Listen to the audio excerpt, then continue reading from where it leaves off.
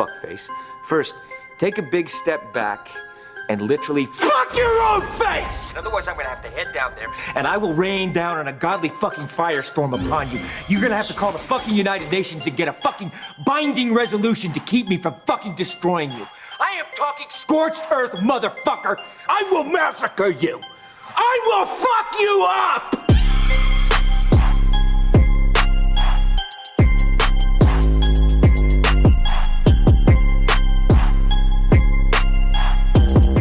What the fuck is going on, you beautiful people, you fucking degenerates?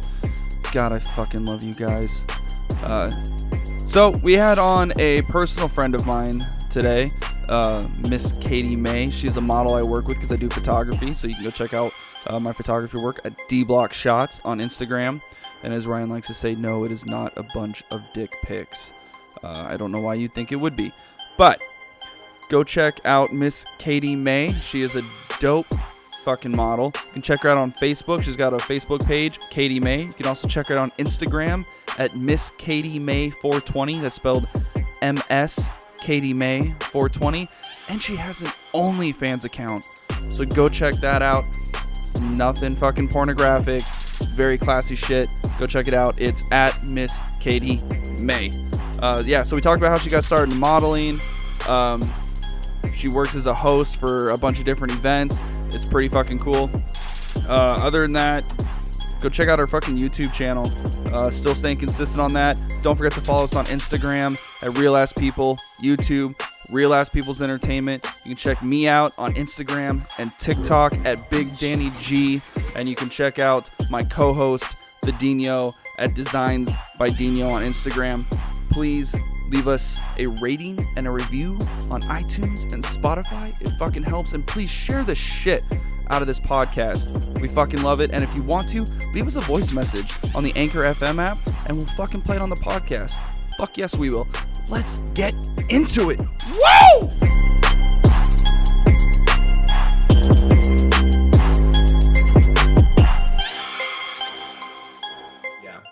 Dan, why do you want your knuckles to say Dilligaff? And why don't you remind me what the fuck that means? Dilligaff stands for, do I look like I give a fuck? See, okay, my roommate asked me about that today, and I completely forgot that you explained it to me, but now I know what I can say to him. And I don't give a fuck. Please don't ruin your knuckles with a really stupid acronym. That'd be great. That's like the equivalent of putting. Rude. That's like the equivalent of putting. Tattoos are dumb. That's like putting the equivalent of sandwich across your knuckles. Why Dilligaff? Dilligaff's been a popular thing since the 70s, man. I love sandwiches, though. I do too. Dilligaff. Dilligaff is a Katie's like, I like tattoo. sandwiches. I would totally do it. Wait, I did. Can you see it? She has a sandwich tattoo. That's okay. I have a granola bar.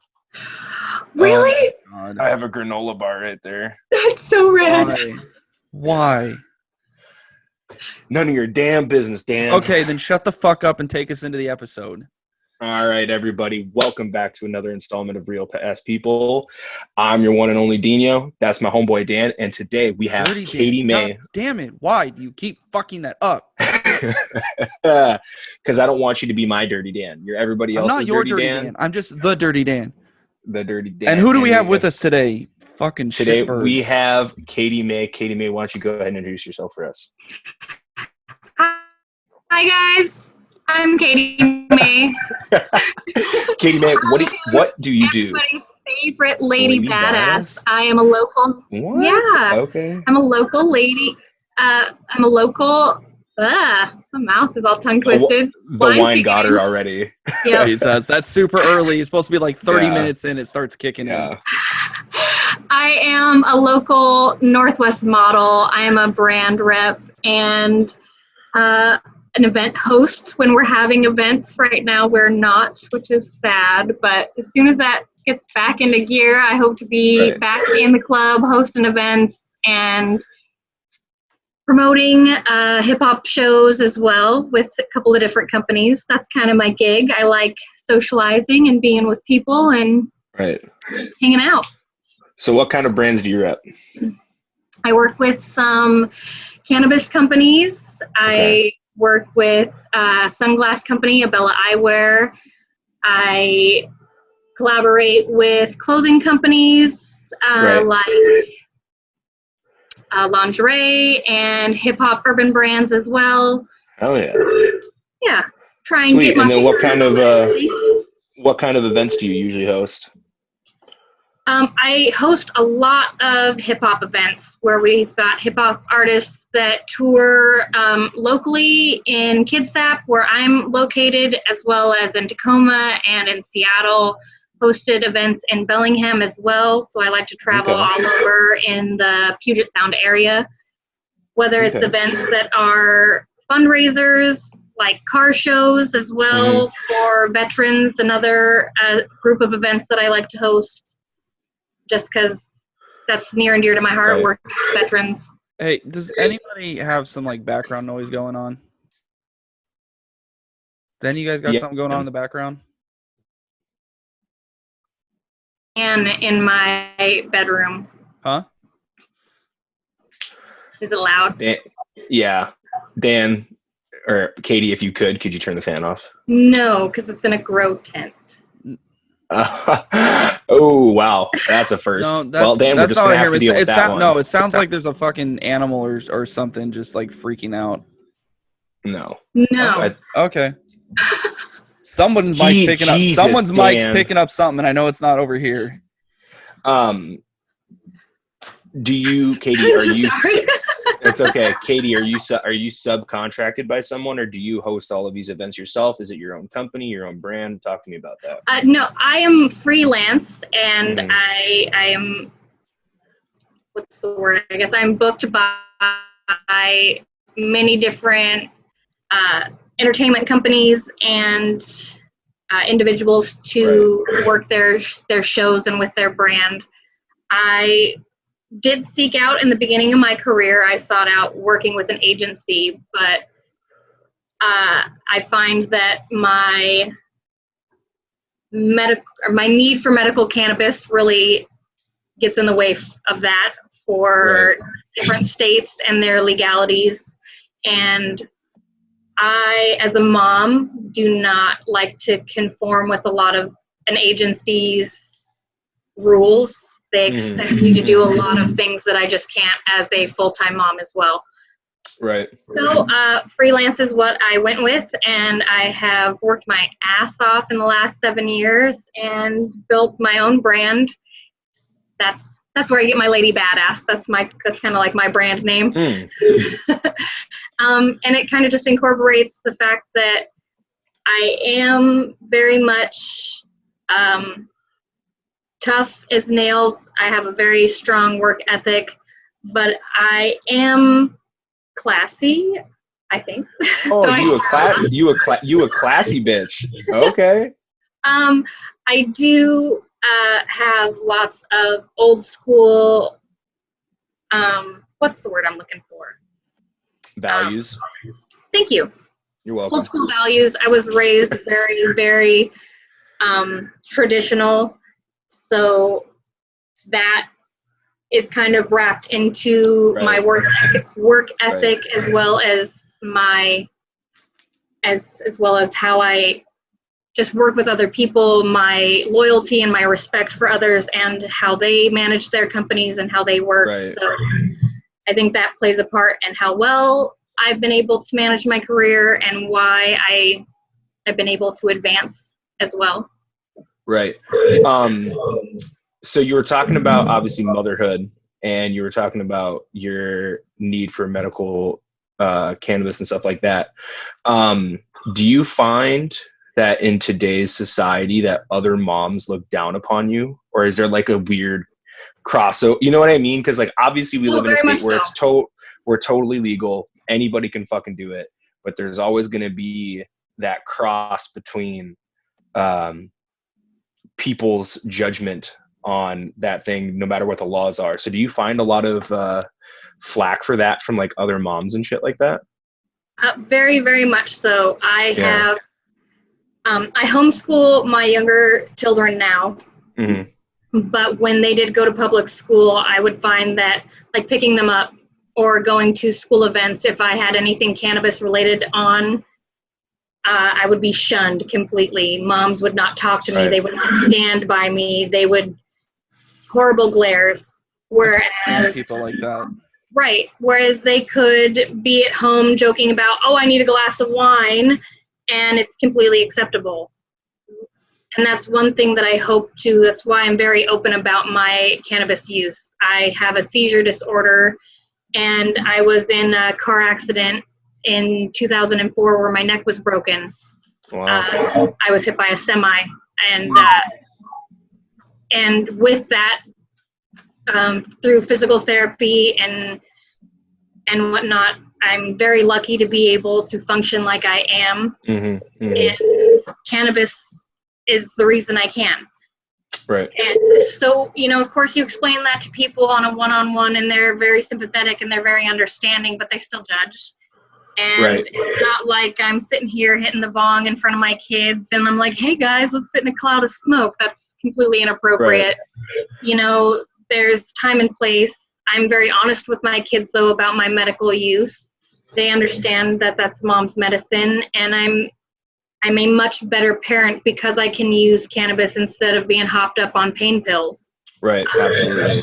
And I don't knock parents or moms that do have to use pain pills, because I understand that, cannabis isn't for anyone and everyone.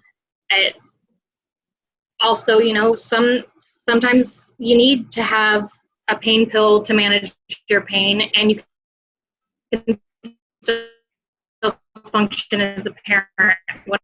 The judgment on that factor is completely out of line, right.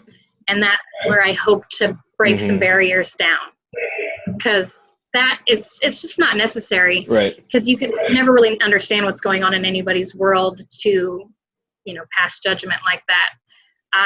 Exactly. Well, we hope. We hope not. Yeah. Right. My kids are very smart, and they're very well taken care of, and they thrive. So, if I was sitting here getting stoned and they weren't doing well in school, then by all means, I'd hope somebody would, make a call or check in on us or help out if needed. But that's not the case. So. Well, good. How do you personally use weed? Do you just smoke a couple joints? Like, do you use a lot of oils or anything like that, or tinctures or stuff like that?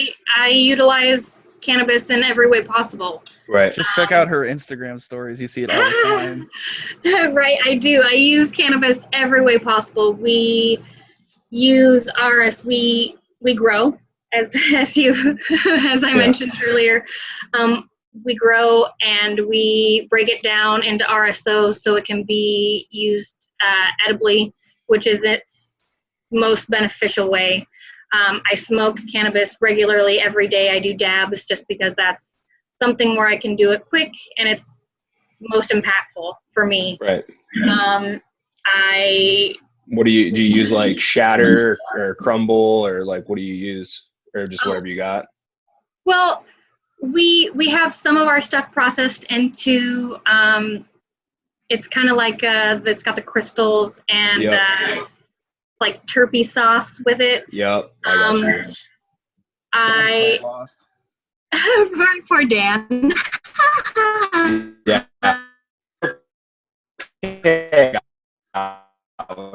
Try. Oh Jesus, Dan, you let me know. You will die, Dan. Yeah, but that's okay. I will wipe the drool from your mouth. Yeah, no. Feed you brownies when you're not looking. No, I'll stick. I know you've got a real jobby. That's okay.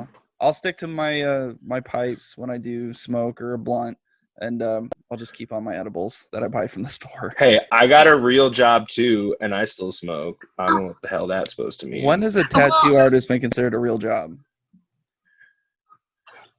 Since the dawn of tattooing, Dan. Fucking debate me. No, I mean it's government jobs. I mean it's a real form of income. But what I'm saying is you have the potential of like running your own hours if you wanted to, if you weren't in a shop that said, hey, these are the hours. Like, people don't think of a tattoo artist as a regular 9-to-5 show up at the office kind of job usually. Yeah, except for Right. Of course, nobody else is going to, but we're the ones that are doing it. So Tattoo when I artists show up, work some long ass hours. thank you. I know because I my totally side agree. was I'm 10 saying- hours straight in 2 different sessions. Oh no, I totally agree that they work long hours. I'm saying to like the general public, a lot of people who Oh, still hi, puppy dog. tattoos, who don't know about tattoos, do not consider a tattoo artist just a regular Very true. 9-to-5 Very job. true. That's what I'm talking about. I'm not talking Well, about. most people don't. I know tattoos. You know tattoos. He's a tattoo artist. He's Consider like my the job a general real public. job either. Right. Is that how you feel about me? What? I said you're part of the general public. Is that how you feel about me? No, I was talking about people who don't know about tattoos. Did you not hear anything I said? No, I did. I I'm know just busting I your said balls. I know tattoos. He knows tattoos. You're a tattoo artist. I'm talking about the people who haven't gotten tattoos, or maybe only a couple, and don't really know that much about it. Right. Right. Katie, how long you been modeling for over there? I started in June of 2013. And how, like, what got you all the way into it? Like, what was that moment where Oh my gosh. So I was never into anything girly. I never did my makeup, any of that, until I got pregnant with my daughter. And holy crap, boost of estrogen. She like ruined my whole tomboy aesthetic. It was horrible. It was exciting and weird. I bought dresses. I started painting my nails. It was very weird. How dare she? How fucking dare she? I know. I blame her for all of this. I love it. But fast forward. So I'm like discovering this whole girly world. So fast forward a few more years. I am all dolled up. I'm getting ready to drop my kids off at their dad's house because I'm trying to be like, eat your heart out, you piece of shit. Anyways, me and my girlfriend are going out afterwards because it's Friday night, dropping them off at their dad's house. And I'm at a gas station filling up my Jeep. And this gentleman stops me and he's like, here's my business card. You would be perfect for this event we're throwing. I would really like you to consider it. And it's the card for the Custom Culture Festival coming up at the Clearwater Casino in June. And so I was literally just like blown away. This doesn't happen in real life. Could this be real? I show it to my girlfriend. We check it out. And like, this is I say my girlfriend, this is like my best friend. She's like my nanny, my best friend, and she's teaching me about hair, nails, makeup, everything, because I had no idea until I'd had my daughter. And so she literally helps me buy clothes for this event. She helps me do my hair and makeup and nails for the whole event. And that is what got me in. I signed up for this event. I registered, and it was the first thing I'd ever done in my whole life like this. And I made top 10. I won a medal for promotional queen. And it was the first time I'd ever been published. And I mean, I'd gone to car shows before. I knew what pinups were. When my dad was, when I was, had built, he had two, I have two brothers that are older. Katie? So I knew car shows, I knew pinups. Huh? Can you back it up about 20 seconds? You said your dad. Oh, my dad had cars when we were younger that we helped him build. He had a 55 Ford that we took to car shows. Very nice. So I knew pinups from car shows and stuff like that. But I had never had a desire to do anything like that. So it was weird. World on that side of it. But I was enthralled. I was on stage. People were cheering for me. Making top 10 was completely unbelievable for me. And winning a medal was crazy. Then seeing myself in print when I was published from that event just blew my mind. And I was hooked. Yeah. I have not stopped since. Okay. So do you consider your style more of a pinup style? I love pinup. Right. That's where I started, and I always go back to pinup. I find that that's whenever I even when I'm not even doing pinup, when I'm doing runway or fashion or urban style, whoever I'm working with always is like, oh, you'd make a great pinup. And I'm like, that's where I started. You're like, yeah, I know. Been there, done that. Yeah, highly aware. Yeah. She's like, thanks for reminding me. Right. So even if I try and break out of that style, that's kind of where my niche is. I love okay with that. My body style is very pinup-esque. I've got the curves, I've got the tattoos. So I like that. Very sexy. I like that it works with my background, really raised in that you're supposed to be a housewife. I was never allowed to take out the trash. That was a man's job. I was never allowed to do firewood. That was a man's job. That was kind of like the old school values. I was kitchen, cook, clean. So that works for me. I kind of like that. I would love to like grow up and be a housewife, but still kick ass, you know? Yeah, I got you. She's like, okay. I would love to just wear lingerie and cook all day, so that works for me. I'd love to be a pinup in real life. I'd love to find a girl that likes that too. That'd be, I mean, I wouldn't fucking complain. Like, sign me the fuck up. You can cook me dinner and lingerie any day of the fucking week, man. I feel like the only person that would complain would probably be the children. Right. I mean, but that's why you need a nanny, and they can just live downstairs. Yeah. They're like, God, Mom, again. When they grow up and watch this, I love you guys. Yeah. It's so funny because they tell me that every morning when I walk out in my pajama shorts. They're like, "Are you gonna get dressed?" Yeah. Ma, you're embarrassing me. Stop. Like, I'm the mom. I do what I want. Yeah. Absolutely. Damn it! I birthed them. I don't have to put pants on.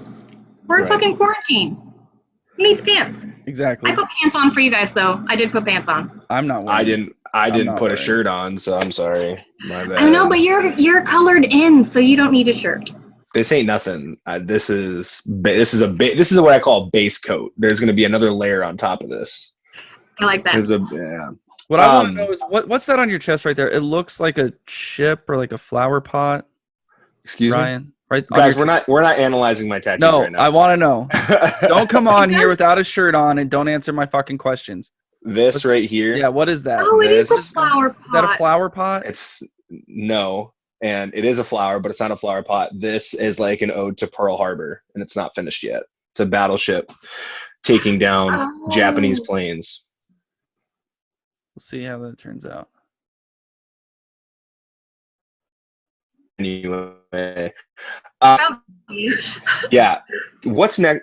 What's next for you, Katie? So you're doing all of this stuff. You sound like a social butterfly from heaven, and you got all these things going on. What's next, or what's your next big move? Especially now with, like you were just saying, we're in quarantine. We're not going anywhere, and obviously, these events and all of these social things aren't happening, and hopefully they'll be returning soon. But what's next on the agenda for you? Well, I'm still trying to do the same thing. I am, excuse me, at the end of April, I'm going to do I'm trying to make it huge.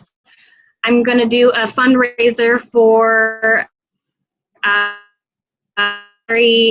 veteran organization that's very close to my heart. I did a calendar at the end of last year that's out. We didn't make very many sales from it, so I'm going to do a fundraiser to try and make some money to send to the organization. The organization is National Alliance to End Veteran Suicide, and I have one calendar and a couple of, like, a wall poster calendar, and then a couple of other things from the shoot that we made into merchandise items that I am going to do a fundraiser giveaway for at the end of this month, that I hope will bring in some funds for the organization, because normally they'd be doing events all year long. Because of quarantine, they can't do that. So my hope is to just do one of the Facebook fundraisers where you can add funds in, and my idea is pretty much just do show me proof that you did a donation, whether it be $2 or $5, and then that puts your name in the drawing for the giveaway. And the prizes will be, let me set my wine down. I have the calendar. So the calendar is just 12 months of me, which is pretty cool. It's the first one of its She's like, Dan, she's like, how could anybody be fucking mad? It's 12 months of me, baby. What's up? So I'm pretty excited about it. The calendar is done by Girls of Pinball. Okay. And a few years back, I was part of the original project that had 12 different girls, and we did it at an 8-bit arcade in Tacoma. This year, for 2020 calendar, the gentleman that owns the project asked me out to his residence where he has his own rec room full of pinball games, and we shot there. And so the hope was, because it wasn't have to put out as much money for all the models, we would be able to make more for the organization. But unfortunately, getting the calendar made through a different company proved to be more money than expected. So we're still just trying to make money for the organization, like I said. And so hopefully through the fundraiser that I throw together at the end of the month, I was trying to coordinate it with stimulus checks, but right. Yeah, right. see how that works. So if people want the calendar, where can they go to get the calendar? The calendar is, I'm not even sure if there's any more available because he only did a set run. Oh, okay. Right. But I have She's one. like, we sold out, baby. What's up? She's like, I'm not sure. I will definitely ask if there is an opportunity to make more, but it's already April, so I'm not sure if he's wanting to put forward the funds, and it's too expensive to make them as needed, Right. But that's why I'm trying to just I have a throw pillow and then a wall poster and then one more calendar. So that's why I'm trying to do the fundraiser for it, just to get more donations to the organization. Because right now, vets are still affected. People not being able to go and do regularly are majorly affected, and suicide rates are climbing, which is really drastic. It's really right.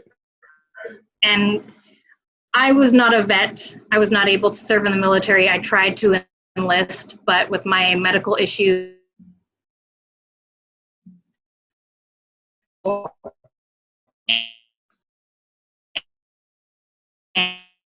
and the worst for me. Katie Mae. I also I'm sorry, fucking internet. Don't I'm gonna try and apologize. get this fixed. Can you just back it up like 10 seconds? You said you weren't able to join because of your medical stuff, and then it started cutting out. No worries.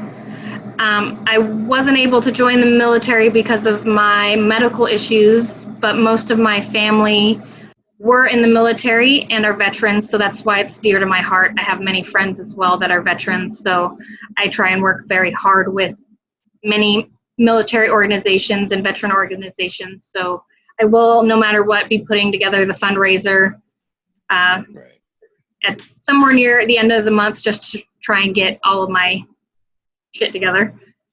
I absolutely commend that. That's really awesome of you. Same here, actually. I'm the only one in about 7 generations that hasn't served. So the military is very near and dear to my heart. I grew up in a military family. All of my extended family has served, so I know exactly what you're talking about. If there's anything that I could do for anything of your fundraisers and stuff like that, if you want to, we can figure something out, but we could do some raffling of some tattoos or something like that as well. And I can offer up some work for you as well. If you'd like to do something like that, I think that'd be absolutely wonderful. And we're definitely, we're definitely Yeah. down to promote it on the podcast too.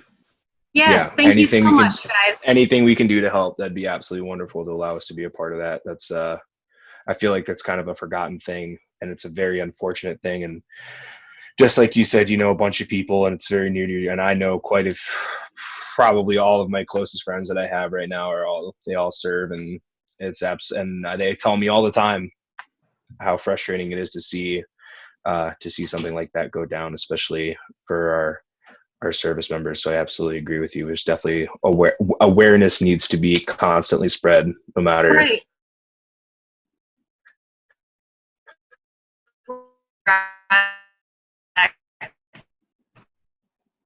Yeah, I was actually trying to serve too. I was going to do the way that my parents did, which was, so I went to college.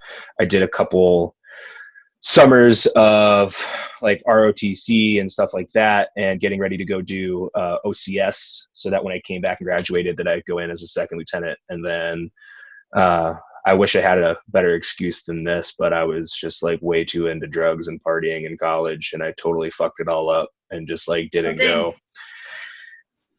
That's what I don't really. Sometimes it happens. I mean, yeah, there's not really an easy way to say that, but I fucked it up. So, and there's just no way I could do it now. Obviously, like, look at me, I'm pretty much out of the wheelhouse now. But shit happens. What would you? What you can do now is make sure there is awareness and help those that need absolutely. it.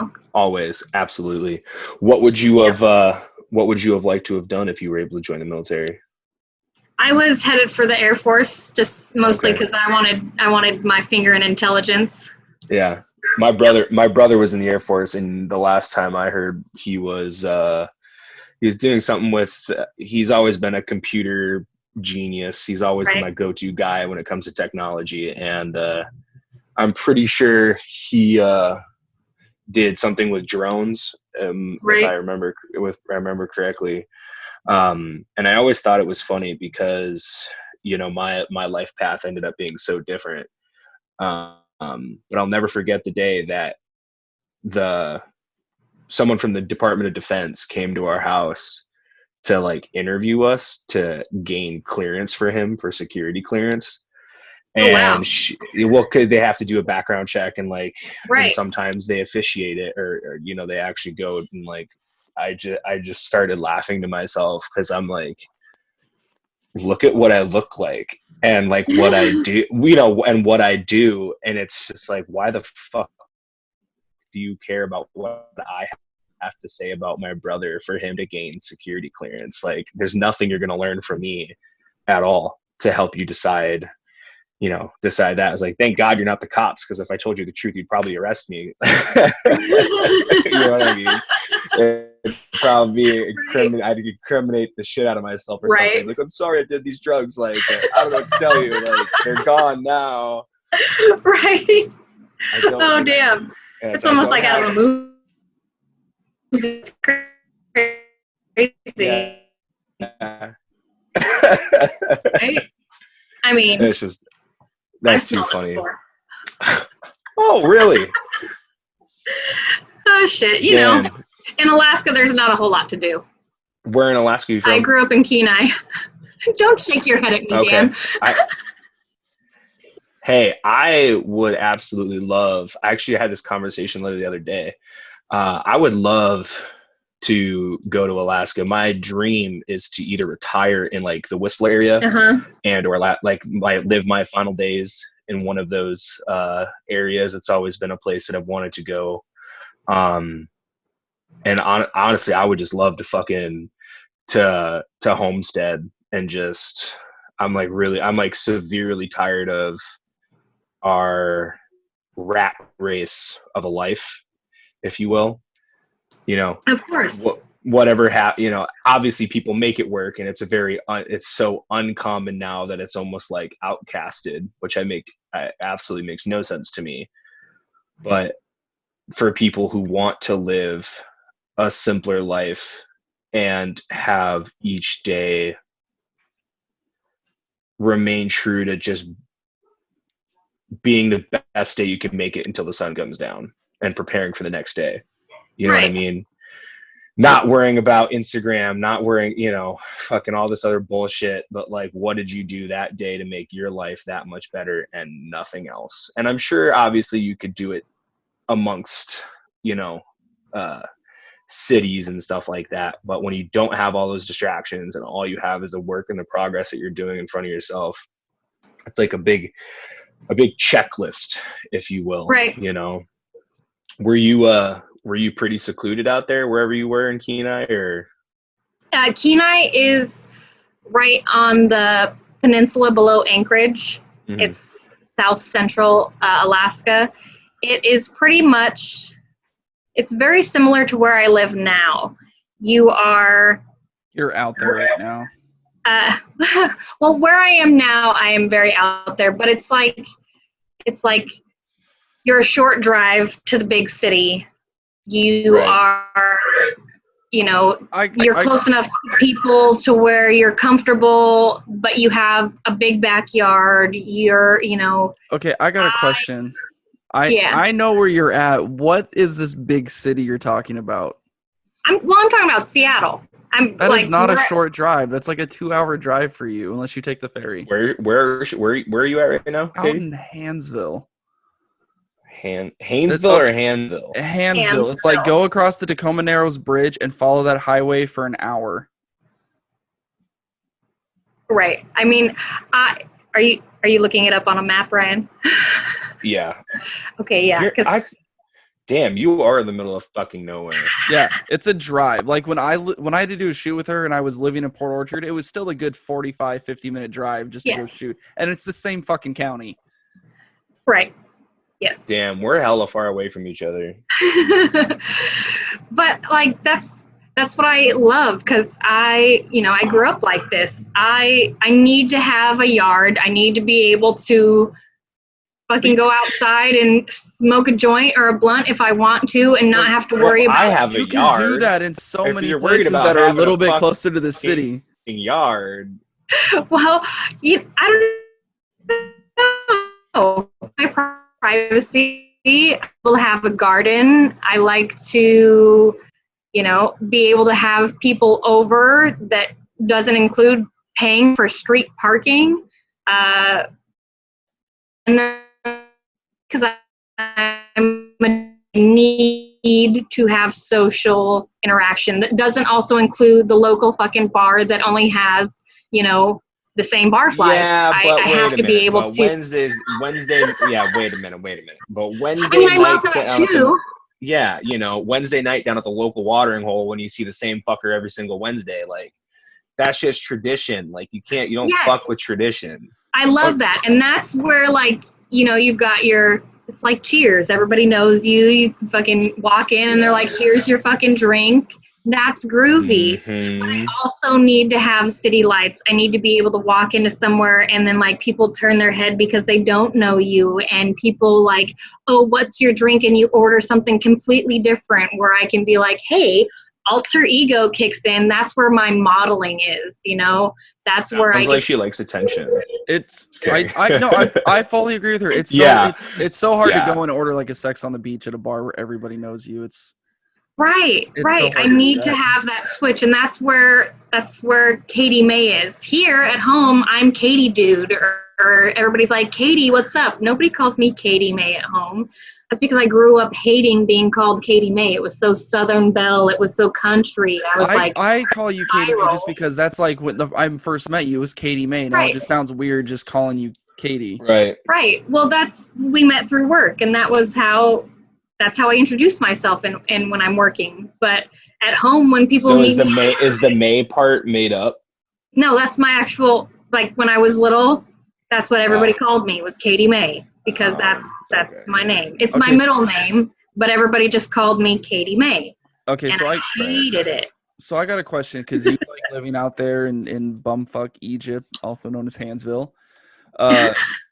So with the modeling and the being the hostess at rap, hip hop events or whatever you're hosting at the time, like how does that affect? Does it hurt it being way out there because it is such a mob to anywhere, or like do you ever just turn down work? So it's I just don't feel like driving to Seattle.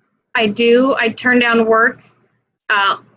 Or I did. I would have to turn down work regularly, or there was a lot of times that I would miss out on gigs just because they'd be like, "Oh, hey, we need somebody to fill in," and it's man, do my hair and makeup, and still need 2 hours to get there. It's not feasible. Right. I need notice to do anything. Wow, not to mention I try. I have to try and explain, I wish I could drop everything and come do that, because when I'm working, I have this persona where I'm just on the fly. I can do whatever I want, but I also am a full-time mom, and I just can't do that. Now, So I got another question. It's kind of on the same thing. Have you ever done anything involving like a why am I blanking right now? Tech Nine concert. You have? Are you Yeah. going to do anything with the Tech Nine concert that's coming to town here in Tacoma in September? I hope to. I was supposed to be working with the street team and working with one of the artists that was coming to the April show, but that is obviously canceled. So that venue is half a block from my apartment, and I was going to email them, be like, hey, please come. Like, I'm half a block from you. I'll bring my gear. Like, let's do a podcast. Like, I live right here. Please, please, please. Wait. So the one in Tacoma is right next to you? Literally. Oh, all right. So, well, I'm not going to be here in September, but it was supposed to be this month. So I was going to email them. Then this whole fucking Corona shit hit, and I'm not going to be here in September. Man. I mean, I would still show up with my gear to do a podcast with Tech Nine and but you're not going to be in that apartment? But I won't be in the apartment anymore. Oh. I wouldn't do a podcast with Tech Nine. You wouldn't? No, he's a trash rapper. Okay, so everybody out there, we are now looking for a new co-host. Yo, Tech Nine is trash, bro. I love Tech Nine. This coming from the guy that asked me and was super stoked when I said I was going to email them asking them to be on the podcast. Things change. How have you been surviving your Corona quarantine here, Katie? I'm drinking more. I'm smoking more. I have started eating dessert for lunch. You know. That's okay. That's okay. Yeah, it honestly just sounds like the same day I had. Like, I don't know what the fuck. I mean, yeah. It's really kind of interesting because I already homeschool my younger two children. Mm-hmm. And then my older kids are both seniors. Well, one of them is my child. The other one I took in. And so that's why they're both seniors. And that has been really devastating for them. I'm really playing this keep their spirits alive game because they've both been through a lot. My oldest is going to be 18 in 9 days. Kid. I have both been through a lot of hell together. So he's worked his ass off to get to graduation, and now it's like slipped through his fingers. All of the senior rites of passage have been swept away. And so I'm kind of playing this, everything's going to be okay. We're going to do senior photos. We're going to do graduation photos. We'll do a fucking graduation in the backyard if I have to. I know it sucks right now, but also think of how historic this is because it's never happened. You know, this will be in history books for you guys. So I'm trying to keep their positivity up. So I was talking with someone about that the other day. They were saying, man, it sucks for seniors and graduation, all this stuff. And as someone, because I never graduated high school, I got my GED when I was 17. So I didn't do senior photos. I didn't do the graduation. I didn't do all that stuff that everyone gets to do senior year. And I was talking to this person. I told him, I was like, my life is not any different right now than if I had gone through all that. Like, and don't get me wrong, it's super cool to go through, but I guess what I was telling my friend is I would tell that person that it's all this cool stuff means it's a milestone, but in 10 years, it means nothing. Like, right. What you are going to do after you're out of high school and the choices you're going to make over the next 3 years is what matters. Very much so. Because that's going to determine where you're going to be at in 10 and 15 years. And that, to me, that is a lot more important than whether or not I got my picture taken in a funky fucking hat on a stage with a little piece of blank paper. I agree with you 100%. It just really sucks that at the beginning of this year with both of these, my son and the other student that we took in, Both of them struggled throughout high school. And so at the beginning of this year, that is what we pressed the hardest was like, these are the things you're going to get to do. You know, you're going to get to have your prom, you're going to get your graduation and the walk across with your classmates. And these are the monumental things that you're going to get to experience and how radical they're going to be. And that's what we were pressing for them passing their classes and how important that was. And then they actually worked their ass off to get their grades up and have passing classes and then it right. So I'm assuming the schools aren't doing much right now, like especially I mean obviously schools are shut down, but I mean they're still finishing the academic year though, right? Right. Our school in Kitsap, they start their virtual learning on the 13th. So they will have to go back and do school every day virtually. They have they'll do printout packets for students that don't have computer learning at home or internet access that can be picked up at the schools, things like that. So they will continue. Right. And as it stands right now, the school says that their graduation ceremony will still be, wine. Thanks, Dave. Their graduation ceremony. I want some service like that. Whiskey? No, not happening. So sad for you. But their graduation ceremony is still supposed to happen, but that's kind of up in the air still. So hopefully they'll still get to have the ceremony. I mean, they're outside anyways, whether it needs to be 6 feet apart or whatever. I don't know. I hope they get to do that just because, like I said, they've been through some shit. The senior we took in was living in a tent, trying to still go to school and graduate. So they both deserve to have that, even though, I agree with you 100%, Dan. It's not what makes it important and makes them an adult, and they don't need it. I had my son junior year, and I didn't get to have those because I wasn't allowed back at school. I had to do it at home. But, things have changed a lot. Now they allow pregnant students in school. Whatever. Yeah, I mean, I remember when I was in high school, I agree with you for sure. I can see it on both scenarios. It's definitely the decisions you make after you graduate, but I can specifically remember being very, very, very stoked on graduating. And it's like, this is what you've been working towards, just like you said, like busting your ass, trying to get there. Cause I mean, I sucked in high school. I fucking hated it. I was not a very academic person.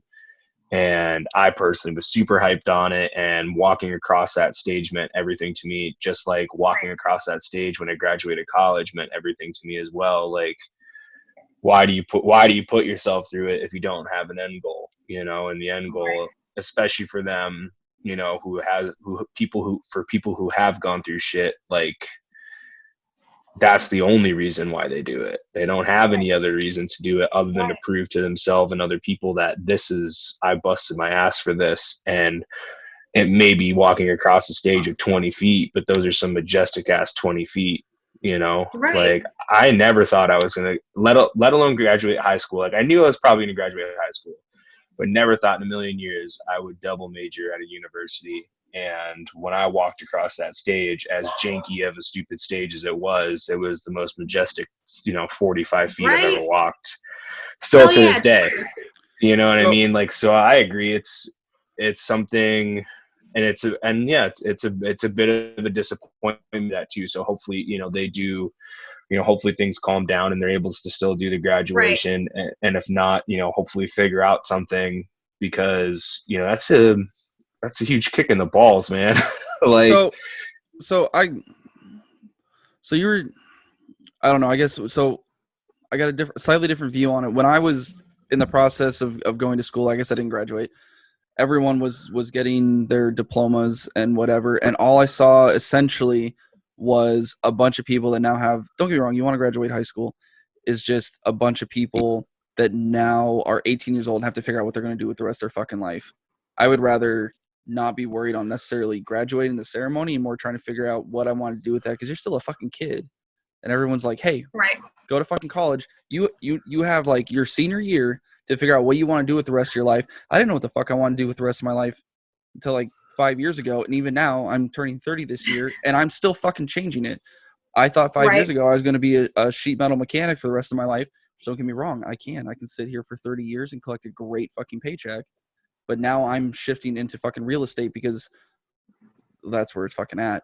I don't want to sit here and bust up my body for 30 years doing construction. But then people are like, oh, you've got to fucking go to college. Ryan, what do you have degrees in? One of them's English, right? English and photography. English and photography. He's a tattoo artist. Yeah. How does that make sense? Yeah. Well, I won't. I will answer you. It doesn't make sense. Yeah, that's what I wanted. That's me. what I get into. He's now. I'm assuming you have some type of college debt, correct? Oh, did we freeze again? I was able to pay off my college debt. Oh, that's incredible. No. That's incredible that you were able to, but most people can't. So now they're in fucking debt for a degree they're not even using, and 75% of the jobs in this country don't even require a fucking college degree. It's actually, it's funny you say, it's not necessarily funny, but I agree with what you're saying. The people the core group of friends that I had in college, the 12 of us or whatever, I think out of the 12, 5 graduated. And out of the 5 that graduated, I only know one of them that's using their degree. Exactly. Like, and he went for accounting or something like that, and now he works at a firm. And is actually an accountant. Yeah, and it's funny because he took the second longest out of all of us to complete it too. So I think it took him 5.5 years or something like that. Maybe, I can't remember exactly. We started at the same time, but it took him a year longer than me. So like, I think 5.5. But it's crazy you say that. Cause like I said, I never thought I was going to graduate college, let alone get 2 degrees from a university. And as I left college, trying to figure out what I was going to do with all of the shit I just put myself through, I started applying, putting out my portfolio, stuff like that. And as I was starting to hear back from people for like interviews and things like that, the opportunity arose for me to be a part of the shop more, as like, because I was already hanging around the shop. I had already spent a while being a hangout, becoming friends with the artists, but like, it officially jumped that bridge to being an apprentice. And so like, I very, very clearly remember the day calling my parents being like, I might not go use my degrees. And like, I think I'm going to hop on this tattoo bandwagon and like ride it the fuck out. And that was, oh man, they were pissed as fuck at me for that. But, well, it's not like turn into a coloring book. Well, it's not like I still have the degrees. It's not like my education went wasted. And it's still something that I can fall back on. I fell in love with the lifestyle too much. Like, I fucking love what the fuck I do. And don't get me wrong, what I wanted to do, I wanted to work for like an action sports magazine. Like, I wanted to be a part of like motocross or snowboarding or skateboarding. And I wanted to work for a magazine or something like that and cover all of the sports events and do all that type of stuff.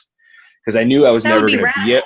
Well, I knew for a while that I was never going to be a professional action sports athlete. Like, I know that I didn't have enough time invested to me in my youth to make that a reality. And for a while during college, like, I competed in snowboarding competitions like as much as I could, but I was still never not that good. Like, there was just no way I could do that.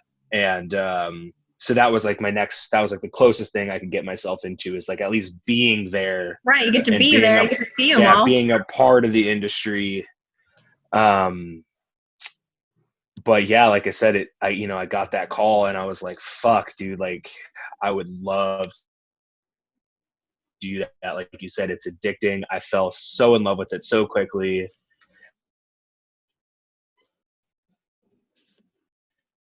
I was able to pay off my debt. I was able to get a home. I attest to the decision that I made of being a tattoo artist. Things that I never thought, things that I would never thought I could do at 26. I think, 26. I never thought I'd do that, and then I, moved out here, You're only 26 years old? Yeah. So that's when you buy your house. I'm only 26. I bought it last year at 25. Fucking liar. That ass serious. That's why I said there's a little bit of an age difference between you two. Little bit. How old are you? All right. What? I'm 34. What'd you say? Well, what? Am I not allowed to age? 2020. Don't pull that shit out. No, actually, it's funny because a younger model actually. It was a few years back that I was like joking and lied about my age at a runway show, and she's like, "No, I need older women to be proud of how old they are, so that I cannot be ashamed of my age." And it kind of hit me. Right. I was like, "Fuck, okay, I am. Damn, I look good for my age. Yeah, all right." And I'm 34. 34 is the new 24. Send that shit. Something like that. But I use my eye cream, damn it. Yeah. But going off of what Dan said, though, and I was actually talking to my roommate about this today, and I don't know if your kid's high school was or does or is doing this at all. I know in my high school, my senior year was like the last year that they were offering this stuff, but for getting people into the trades and like training and stuff like that, I don't know if you got in high school. I don't know about that, but I think that they should be pushing that way more than going to a college and getting a degree. As the conversation we just had, it doesn't right. ensure, there's nothing that proves or ensures anything saying that going to college is going to get you what you want or where you want to be. So I hear what you're saying. I disagree a little bit. I think schools need to stop teaching to get good grades, or they need to stop teaching to get good test scores. Right, 100%. It's not about test scores. It should really be about, hey, did you learn this? Do you understand it? Yes. It shouldn't be about, did you get a good grade? Did you get an A? Did you make it so we look good? Yeah, they need to stop doing that. They need to teach kids the real world, and they need to stop. It's mostly in universities that they do this, but they need to stop teaching that victimhood mentality. You're not a victim. The general world just doesn't give a shit about you. You need to learn that. It's not about your feelings. You need to learn the important things. I was never taught credit scores or money or anything like that. And I came out, oh yeah, I need to go to college. So I went to a trade college, still fucked myself in student loans. I came out, I wasn't doing what I went to fucking school for, still have student debt. And I think they need to teach kids, like, take a few years, get a job, try and support yourself, learn what you want to do. Don't be like, hey, you're fucking 18, now go to college, put yourself in $40,000 a year debt to do a job that you don't even know if you actually want to do. That's just my opinion. Which, by the way, I would suggest having your kid read the book Rich Dad, Poor Dad. I wish I had read it when I was 18. It would have changed my life. Read what? Rich Dad, Poor Dad. Oh, okay. That is, I've said it on several podcasts. I think that should have been required reading for every junior or senior in high school, and I think this country would be in a better place if everyone would have read it. I know in my high school, I actually had a class in my high school that literally was, it was structured. We went over tax documents, checkbooks, loans, like all of this type of shit that kind of like, and it was only offered as a senior. You could only take it then because you were right out, and I remember being horrible as fuck at that class. And it wasn't like, it's not like it's a, read this book and memorize, it's not like a history class, it was, even being so black and white, and it was basically like, this is how you do this, this is how you do this, this is how you do this. It was still a lot of information. I had that class, and I had people try to teach me that. Maybe it was just for me, but that's a lot of information on top of figuring out what you're gonna do. But that's just it. You don't need to figure out what you're gonna do. I'm not talking about that, Dan. I'm not fucking talking about that. I'm talking about them throwing that much information on you on top of trying, like, hey, get yourself ready. An 18-year-old to care about that. Right. And that proved exactly my point. Like, I was like, I'm never going to have to balance a checkbook. This is fucking retarded. I'm not going to have to do this fucking tax document, blah, blah, blah, blah, blah. Like, you know, I don't even have a fucking job, you know, whatever. Like, so I remember that class very, very perfectly. And boy, I even offered it. It was still hard. But I wish now that I paid more attention. Just like you said, how you wish that back in the day you read Rich Man, Poor Man. Back in the day, I wish that I paid attention more in that class, and it stuck with me more, because once I got out of college and, you know, been working for 5 years. You sounded like a robot for a second. What? Oh, it all just went robot sounding. Oh, that I wish I had that knowledge when I got out of college too, because fuck, you know, and now I wish I had that even more knowledge now, being self-employed and all the shit that goes on with like the taxes and everything like that, and trying to figure it out on yourself and all that type of stuff. I mean, there's a lot that goes into it. And I definitely wish that back in the day, high school had any sort of, other than that class, but had any sort of degree on how to get you to actually listen and prepare you for that type of stuff, because it's a lot. Like with the whole adulting, like adulting takes a lot of fucking work. Oh, I hate that word. Right now my son is only worried about whether or not he's going to be able to go to the casino when he turns 18. He's like, is it going to be open? Because that's all I wanted to do at 18. I'm like, fuck, I don't know. Probably not. I think like, he doesn't worry about whether or not he's going to be able to, you know, balance a checkbook. His bank app does that.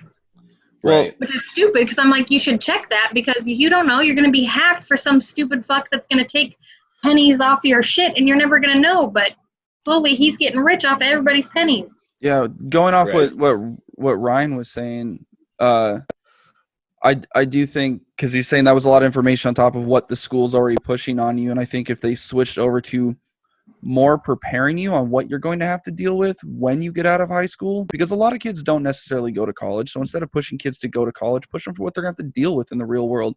And that will take off some of that, oh, hey, they're pushing me to go to college, plus they're teaching me all this shit. How about just teach them the shit they need to know when they get out of college? Take a couple years off before you decide if you even need to go to college. Like, balancing a checkbook is great. You're going to need to do that. Learning taxes, that's great. How about learning about how to fill out your W-4 so you don't owe taxes at the end of the year? How about learning what's good debt and bad debt? Ryan has a house where someone rents it, and he has a mortgage. That's good debt. It's bringing him income. If I go buy a house and I'm not renting the house, that's bad debt. Like, teach the difference between that.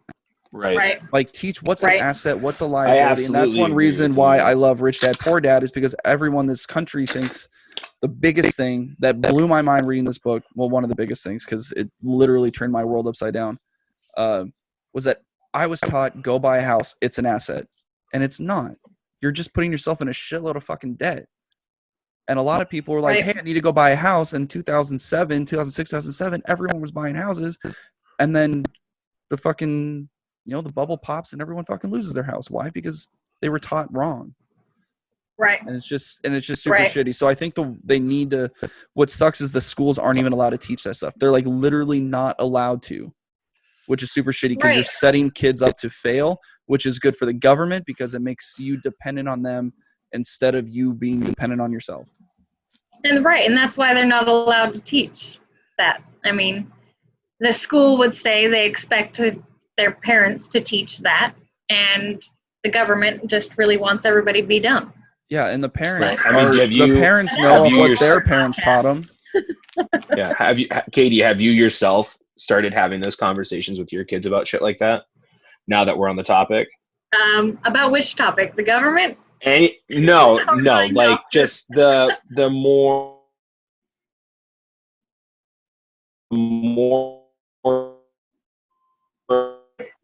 like you just be checking your bank app despite whether or not it does it, in case something happens, yeah. Oh yeah.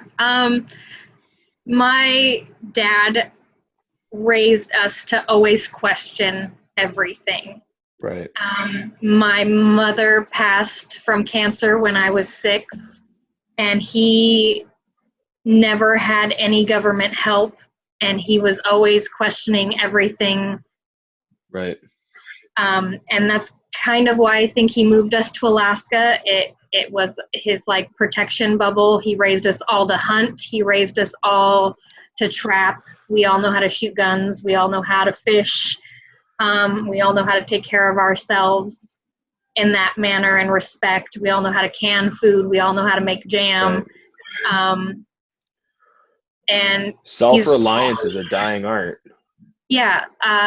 And he, when it comes to financial fitness, that's something that I think is very important, but I'm also very hesitant with things with my children. Like I'm not going to tell my kids to go out and invest. I'm not, I've never invested. I was very, very late in even getting a bank account.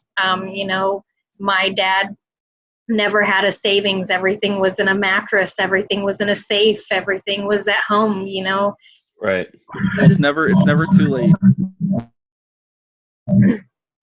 Well, that's true, and I'm interested, and I would like to learn more about stuff like that. But at the same time, I'm very hesitant to trust those that I can't sit down and talk with and want to know where their head's at. I'm not going to give some company my money that.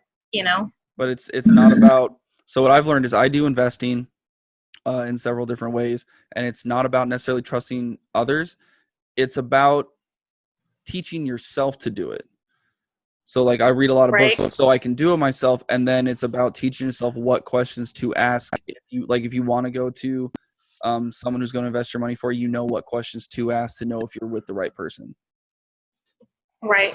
My thing is I invest more local than like online or anything like that. Like I've known friends or friends of friends that like a family, a very good friend of mine's sister was getting ready to open a coffee stand, and I helped invest in that, and got my money back like 2 times back or whatever, and Right.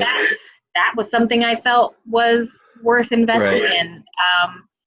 That is something that I see as fruitful. I don't know, other things I question too much. I'm not very trustworthy in other things, but I think you should read the book Rich Dad Poor Dad too. Right. I think it'll really open up your mind to a few things. I mean, I don't do any crazy investing because I'm still learning myself. I mostly invest in a little bit of gold, but also silver bullion. So like I have a safe that I literally go down and purchase silver every week or once a month or whatever. Right. And then I also invest in gold and silver mining stocks. So I'm kind of playing around with that, but I'm also teaching myself at the same time. Mm-hmm. See, yeah, but I talk to my kids to be smart about that, about watching what their bank accounts do, watching how they order, watching where they, even where they put their email address, what apps they add on their phone, any kind of where they put their information, like if something asks for your birthday, put down the date right, but not the right year, just for safety and security purposes. I don't know. Well, I was like that. I was like you, Katie. I for the longest time, my checking and savings account was which pocket I put my cash in. It still Right. is. And I still do that, like with no regard for, I don't. But being in a cash only business and in certain instincts has become very hard for me to do the progression in my life in which I want to do. Like trying to get a house and getting the loan for it was fucking hard as hell. Right. To prove, because I didn't have a massive paper trail of income, debt and income, and like how I'm paying things off. I didn't have credit cards. I still don't have a credit card. Like I don't do that shit. Like for me, and it's for me personally, if I can't afford it out of pocket, probably shouldn't be buying it. Probably shouldn't be buying it. So, and I still live that way, and I'm okay with that, because for me personally, how I am, it keeps me in check. Right. But at the same time, I was like forced into it because there was no other way of progression.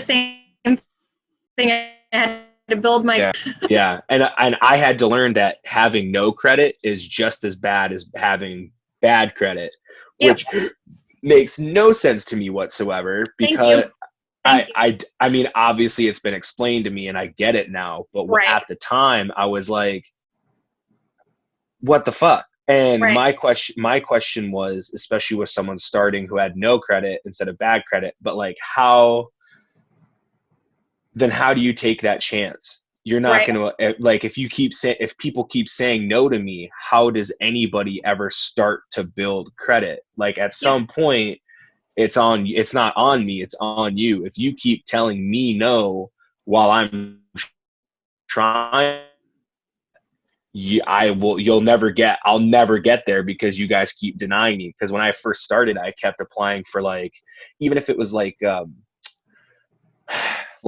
Kohl's card or something like that, just something that, even for those I would get denied because I had no credit. And it fathomed me so much that how does anybody start if this happens to everybody? Because I was getting super frustrated about that, getting denied left and right, trying to, especially because they forced me into that situation. So I was like, hey, you know what? I'll play by the rules. Okay.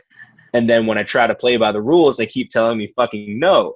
So it's just like, how the hell is anybody supposed to do anything in their fucking life if they don't give them a start? You read a book and you figure out what the guidelines are. I went through the same. You gotta figure out what the rules are. Great answer, Dan. Great answer, Dan. I'm sorry. If you want to know the answer to your questions, you got to read a book and educate yourself. Well, I went through the same struggle, though, when I was trying to find a rental that wasn't through just a private person. Right. And I was going through rental agencies. I didn't have any credit for me and my kids to get a rental, and it was so infuriating. And they were like, you have to build credit. I'm like, how the hell do I do that?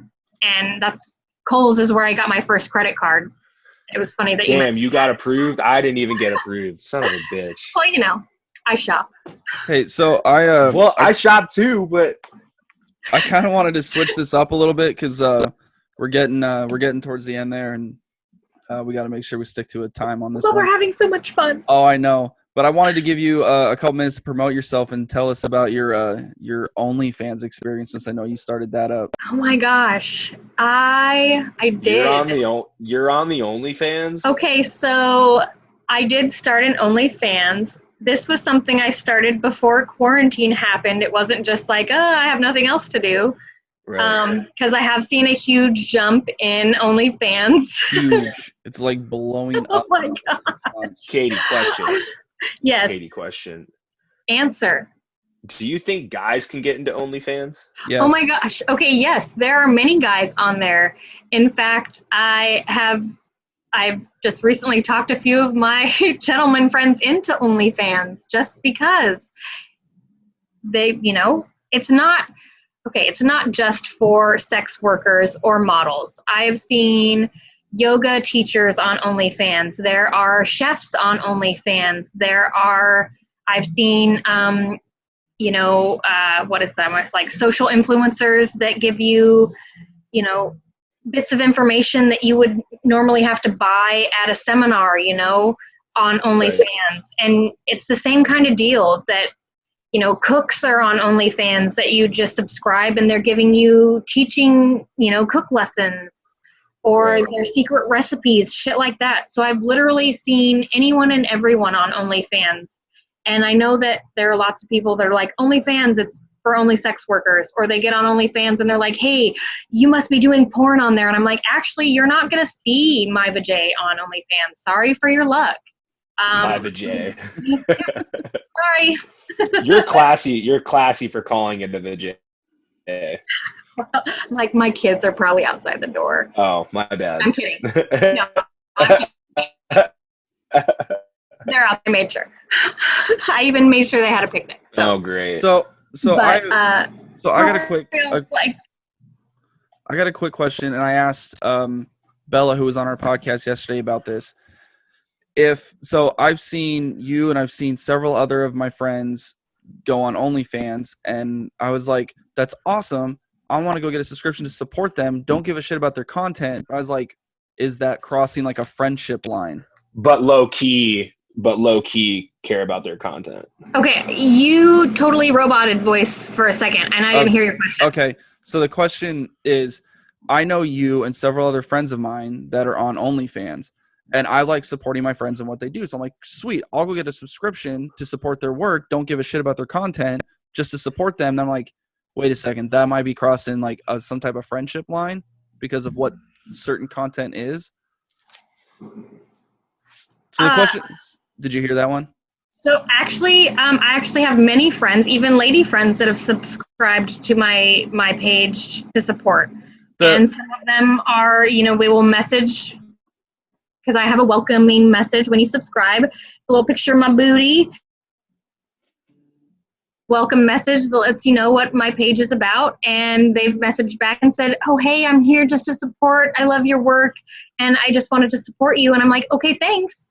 And you can either some of my more naughtier content is going to be you tip to see it, or you pay to see more of it, or you don't have to.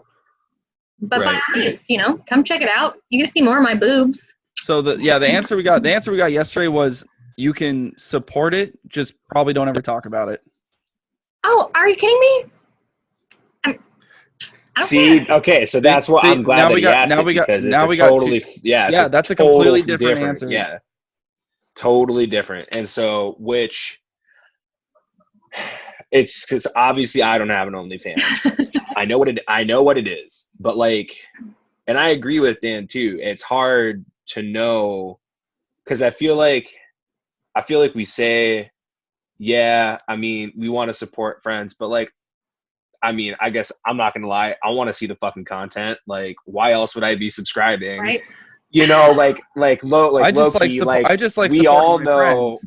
We all know that there's a subtle bit of I'm also gonna check out the fucking content because I just paid $15. I'm not just gonna pay $15 and not check it out. Right. Yeah, not look. But I also agree that it could also be a little bit complicated / an interesting situation, because I agree with Dan. I do want to support people. I do want to, but there's in the back of our heads is there's that line, especially, and as guys, I've experienced it sometimes. Yeah, it's hard if it's not clear. I can understand that situation. Yeah, if it's not clearly drawn, we have no clue. Well, that's where it's kind of convenient for me, because I am first and foremost very much so a model. Right. And I kind of keep my content very much so model related. You're going to see professional shots on there that are just uncensored. So even in my modeling content, though I do have stuff that is nude, it isn't pornographic. I'm not touching myself in a pleasing manner, to put it nicely. It is just nude art. Right.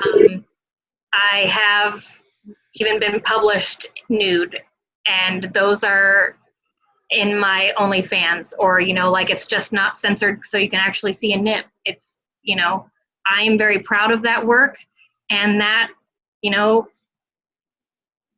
I'm okay with that. Whether you want to see it or not, I am all about whether you want to be a friend supporting or you want to be a fan supporting. I can understand for some where it could be awkward because your friend is supporting because they might have X-rated content. That's not what you're going to find on my OnlyFans. Where would the line get crossed? Where would the line get crossed? I feel like it'd probably be like too many contents or comments that were specific to the content, maybe. Like you just said, like you have no problem with the friend supporting or this and that, but like I feel like just, like Dan said, there's got to be a point where that line gets totally crossed. Like at what point and degree do you think that would work for you? Well, I don't know. It's hard. It's hard to explain because I deal with this on a regular basis from friends that try to cross that line. Like I have gentlemen that I've even worked with in events in the industry that are like, oh, hey, I saw, this picture. It's totally hot. It turned me on. Here's this picture of my dick. And I'm like, look, bro, I'm taken and I'm happily married and this is inappropriate. So don't do this again. Right. And they're like, oh, fuck, man. I'm totally sorry. I feel bad. I feel like an asshole, man. You totally hate me. And I'm like, look, I don't hate you. I get that you're a dude and you've got a dick, but I don't want it. Right. And whether or not I'm not embarrassed. Right. It's not a big deal for me. I don't know if that's how I should handle it, but that's how I handle it. Well, it sounds like it's a very professional way you handle it because I feel like it could go. I feel like you're a little too nice about it. Yeah, I feel like that could have gone way different. Yeah. Like you're a sick fuck. Get out of here. And I know that a lot of girls are like, fuck you, you piece of shit, block, I'm going to tell your wife. And I'm like, look, dude, you just saw my tits. Take it in the bathroom. Go help yourself. I'm not the one. Okay, but so. I'm not. But Dan, don't send me your dick. Yeah, Dan, ain't nobody trying to see that shit, Dan. I can't do it. Like, sure. I don't have a lens that can focus on something that small. Oh, bless your heart. So we're all good there. Fucking macro lens, homeboy. Yeah, it's like a dick, but smaller. Yeah, I can't. Yeah, can't do it. Anyways, Katie Mae, you want to throw out where people can find you? Instagram, Facebook, OnlyFans. Oh, froze up again. Hold up. Hold up. What? Hold up. For this damn internet connection, I don't know what's going on. I honestly you're embarrassing us. Shut up. You're an embarrassment. You're sitting here fucking shirtless. You're embarrassing us, Dan. Okay. Hey, I look good. I've been working on my fucking tan today. I got some color. I'm looking good yesterday and feeling good, Dan. So I didn't want to hear that shit. Okay. Did you get any color yesterday, Dan? Did you go outside? You're looking kind of pale. The only color he got was some white on his face. Remember, super Irish. It's either white or I'm burned. I know. It's white or burnt toast, okay? So, okay, throw out your tags. All right, you guys. I'm Katie Mae. You can find me on Facebook at Ms Katie Mae, MSKTIEMAE. On Instagram, it's Ms Katie Mae 420. That's where you can find all my stoner flicks. And on OnlyFans, it's still Ms Katie Mae. That's where you can find some uncensored content. Damn, you see that? She threw the wink at your ass, too. You will not find porn, though. It is just uncensored modeling. And it's a little bit more fun. So and come definitely check don't it out. send her dick pics, okay? Because definitely don't do that. No. Yeah. Okay. I've got my own she's happily taken, boys. Sorry. Well, we are super happy to have you on. It's been a while, and once this whole pandemic bullshit is over, we'll have to have you in studio. Yes. We'll drink. Always way better in studio. We'll have fucked up. We'll have the cameras rolling, and we'll be able to continue doing YouTube as well. So that'd be super fun too, because then we can definitely have a hell of a fucking time. Ryan, take us out of here, bro. Well, everybody, that's another installment of Real Ass People's Entertainment. That's my boy, Dirty Dan. Dan, tell him where you can find you. You can find the podcast on Instagram at Real Ass People. You can find us on YouTube at Real Ass People's Entertainment and on Facebook at Real Ass People's Entertainment. You can find me on Instagram at Big Danny G. You can also find my ass on TikTok at Big Danny G. Ryan, Can they find you? Can they find you on Facebook too? Right over there. Click the link in the description below. There's no links. Oh, and if you want to find more of Katie Mae, me and Katie Mae are doing a photo shoot next weekend. So if you find my photography page at D Block Shots, there will be more content of Katie Mae on there. And just so you guys know, D Block Shots is not code for dick pics, so don't expect to find any. If you get bored enough and stumble upon my Instagram page, Designs by Dino, you can check me out. You can check my workout. Also, at the end of this quarantine, make sure you go support your local tattoo artist because we're struggling like motherfuckers out here. Make sure you go support Katie and her OnlyFans. Also, to make sure you check out the information that we're going to send out about military awareness and things like that, and we'll have something great for you there. And thank you so much, and we'll catch you guys later, okay? Peace. Everybody say goodbye. Hey, throw your bye, everybody. Dan.